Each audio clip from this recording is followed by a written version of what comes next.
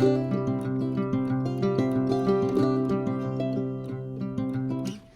guys, welcome back to St. Mojo Homestead, where It's a day of struggles.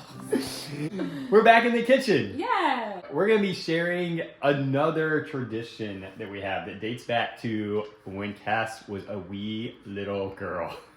Yes. She did a bean video about a week and a half ago, and was talking about just her grandpa's recipe for those. Yeah. Today we're going to be talking about her grandma's sugar cookie recipe and just how that has become a tradition for us. This is the time of year traditions. It's just fun. It's what's going on the homestead right now, so we're just going to bring you guys along. Yeah. So growing up, my grandmother's house was kind of the gathering point for everyone in our family. And every year I looked forward to Christmas, and all the cousins would come and we would take over my grandma's kitchen with flour and sugar, and we'd do a sugar cookie extravaganza. It was, I'm sure it was a bit overwhelming for her, but she loved it. I was talking to her about it earlier today. We were just reminiscing about it a little bit, and she said that she thinks she had more fun cutting out some of those cookies than we did. So it's fun to hear her memories of it with us as kids in her kitchen and how much she enjoyed it as well. This is our tradition where I just have to take a deep breath and tell myself going in. It'll be okay. It's going to be chaos. Yes. But that's okay. Yes. So let's go ahead and get started making these cookies. I will share this recipe with you. It's my grandma's sugar cookie recipe. I'm sure it came from some cookbook a long time ago. Okay, the first thing we're going to do is cream together our butter and our sugars. If you are wondering why my butter is in a mason jar, I did not prepare ahead of time, and I had to heat the jar to warm the butter. It's a good trick if you need it. Basically, what I had to do with the butter that's actually in the jar is I put boiling water in the jar and then covered it with a lid. Then got the jar nice and hot, poured all the water out, put the cold butter in there, and then put the lid back on. And some of it did melt, but most of it just got nice and soft. So it's a cheat version if you need to get butter warmed really quickly. Okay, so it's 3/4 a cup of butter, but I'm doubling the recipe because we need to have a lot of sugar cookies, and a cup of sugar. So this is 2 cups. I've never done this with coarse sugar before, so I'm excited to see how it turns out.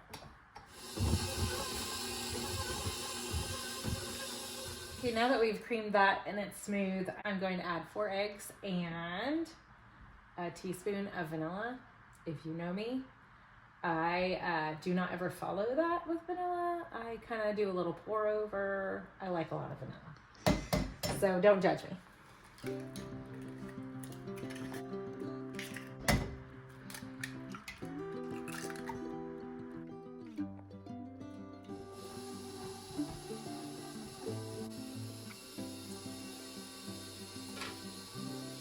And if you know me, you know I add what you guys call almond extract to everything.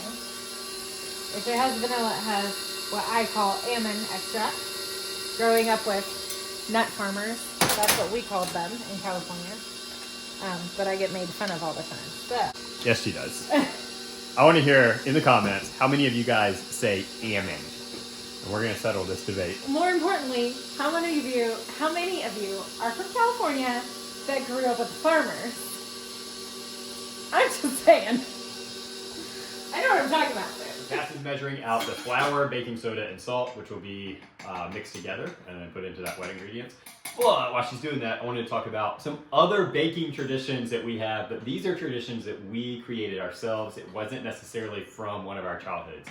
I always like making 2 things every year, and that is bourbon balls and fruitcake. So this is something I started doing a couple of years ago, and we would gift these things to friends. The fruitcake actually came about because Cass's grandmother loves fruitcake, and she was coming for Christmas, and we looked around and couldn't find anything that looked like authentic fruitcake. And so the tradition was born. I made authentic fruitcake. It was a hit. I loved it. My mom actually made fruitcake growing up. No offense, Mom, but I was never a huge fan of it just because had all of like the candied fruit and stuff in it. The one that we found actually uses real dried fruit, and it uses like the rum, the brandy, all that stuff. You know, you baste it with it. So that one was much better, in my opinion. But everyone has their own fruitcake that they like or don't like. So that's something else I would love to hear in the comments, just for you guys' feedback. You know, do you like fruitcake at all? And if so, which one are you familiar with and which one do you prefer over the other?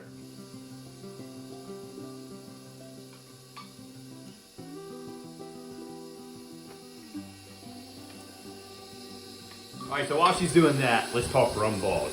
The whole reason that I got that wild hair to make the rum balls one year was because the place that I worked in high school was a local men's clothing store, and there was this lady that would always bring us treats during the Christmas season, and one of those things was rum balls.